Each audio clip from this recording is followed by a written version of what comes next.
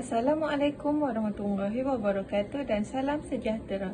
Nama diberi Fatin Najiha binti Dahmat, memegang nombor kan metrik D202111000870. Kumpulan saya telah memilih tajuk Sumbangan Tamadun Melayu di Malaysia sebagai tajuk poster.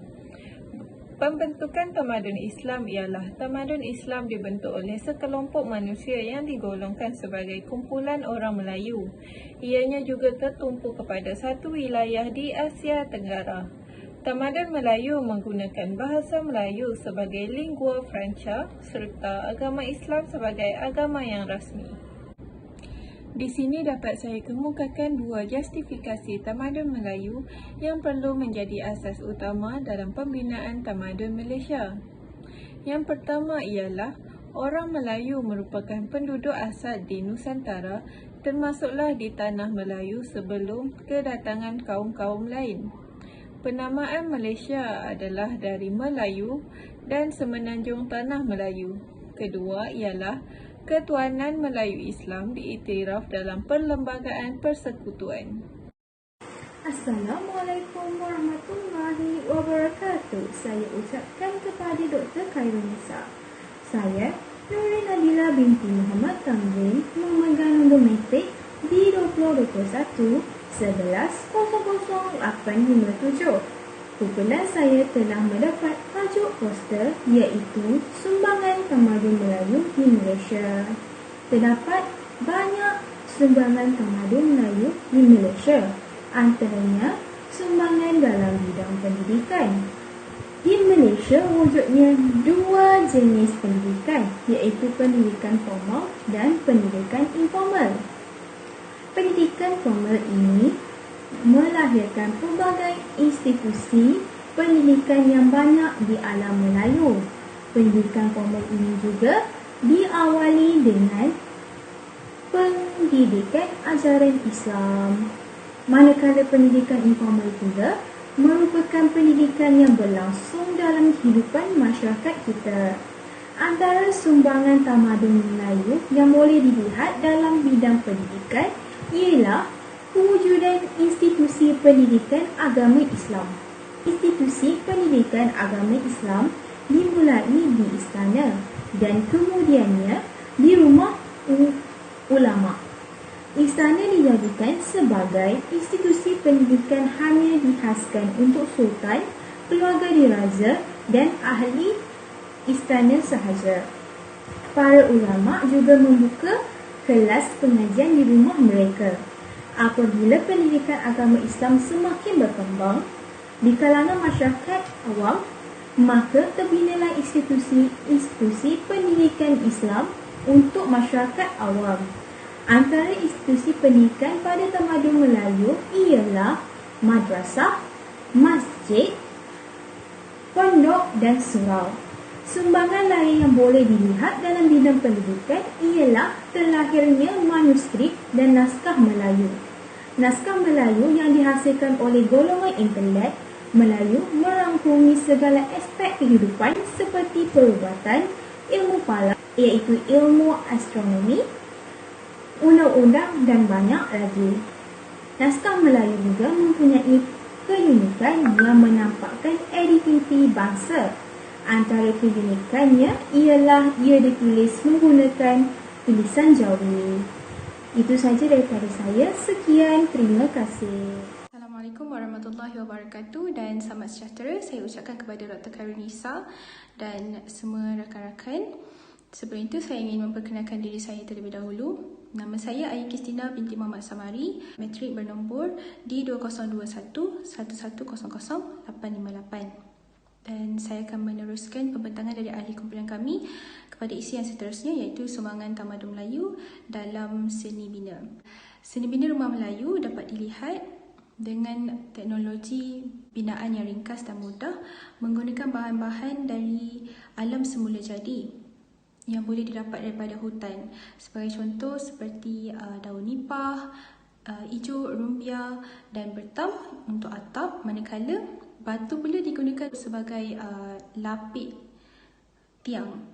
Bukan itu sahaja, rumah Melayu juga jarang menggunakan paku besi, tapi biasanya hanya dipasak dengan kayu dan menggunakan kaedah tanggam. Kita akan melihat seni bina rumah Melayu melalui dua aspek, iaitu kaedah binaan dan juga susun aturnya.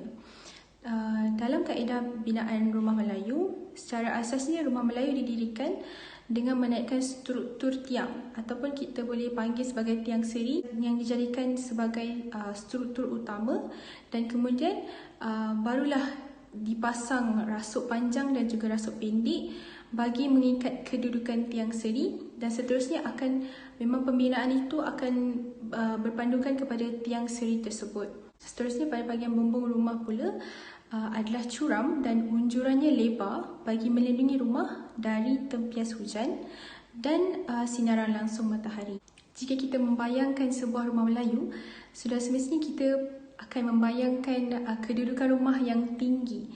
Hal ini kerana kedudukan lantai yang tinggi dapat mengatasi kelembapan tanah di samping mencegah ruang ditenggelami air sekiranya berlaku banjir.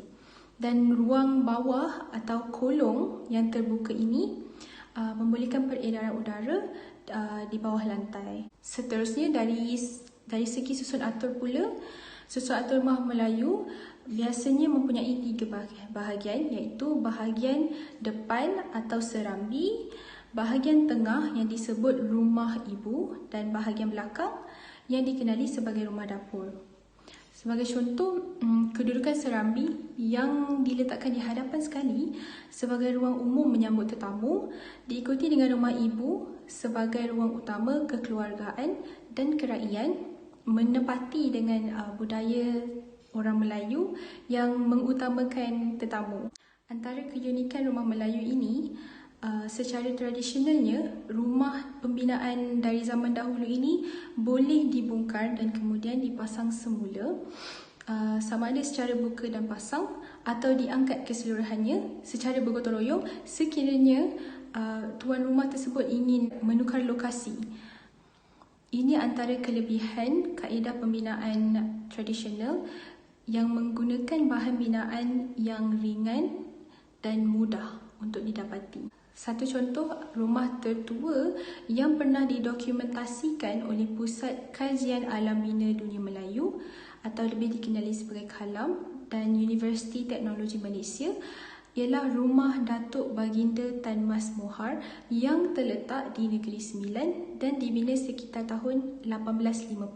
Antara contoh keunikan rumah tamadun Melayu yang boleh saya berikan adalah rumah Minangkabau yang mempunyai bentuk bumbung seperti tanduk kerbau.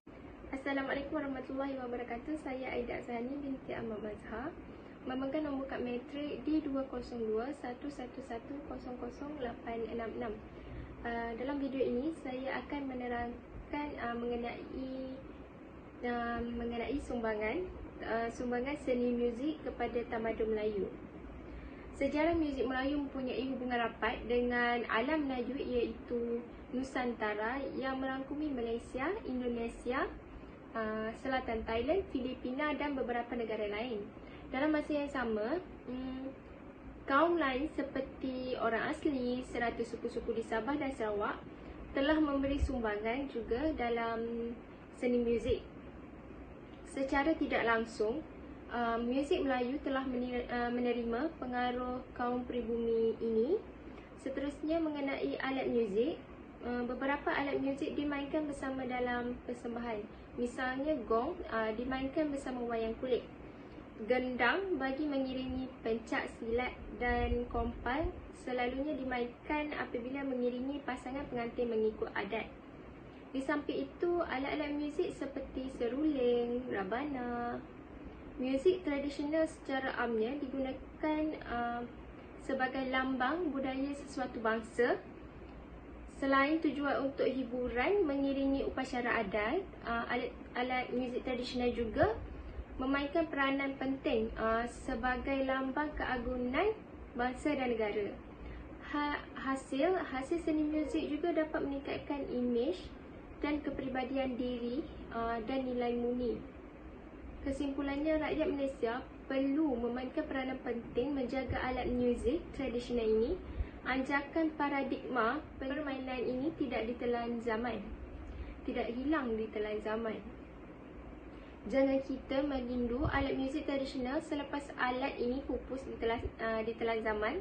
Seperti pepatah Melayu mengatakan, sesal dahulu pendapatan, sesal kemudian tiada guna.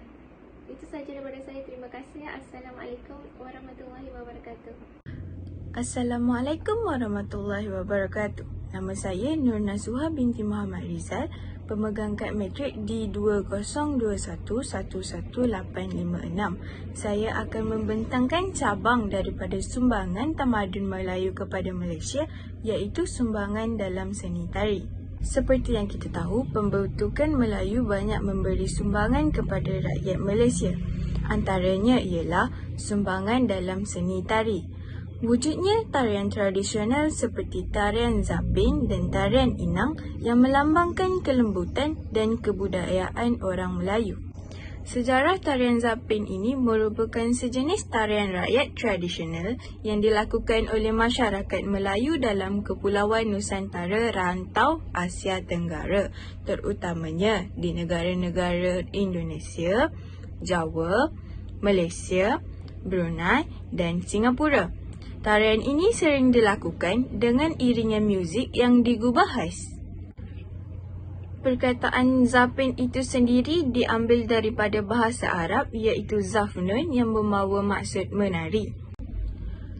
Pada awalnya, seni tari dan muzik zapin dijadikan sebagai hiburan bagi murid-murid setelah mengaji agama dalam lingkungan kerajaan dan dipersembahkan oleh penduduk setempat.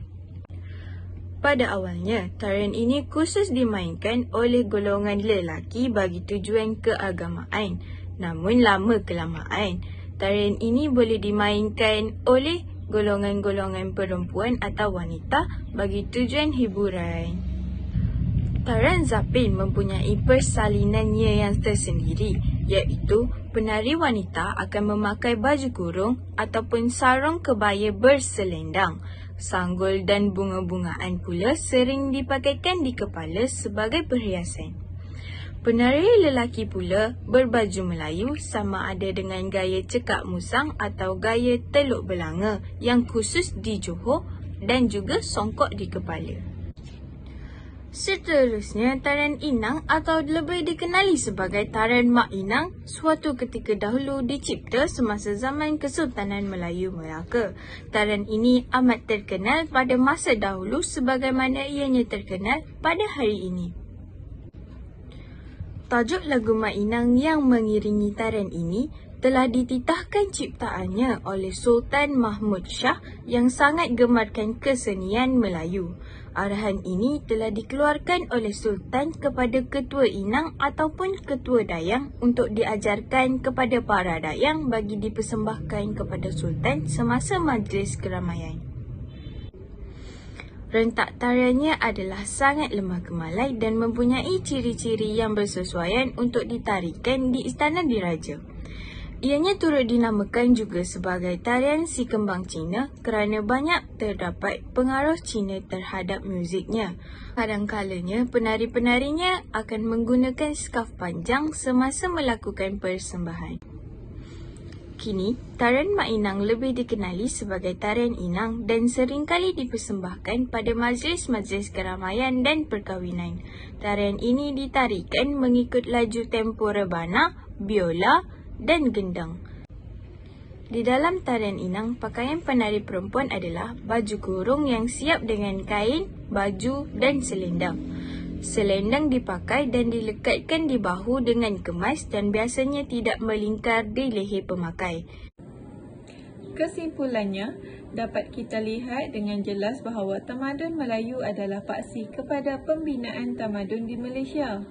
Budaya dan nilai luhur wujud dalam agama Islam dan orang Melayu perlu diperkasakan dan dijadikan teras kepada pembentukan dan pembinaan bangsa Melayu dan negara Malaysia.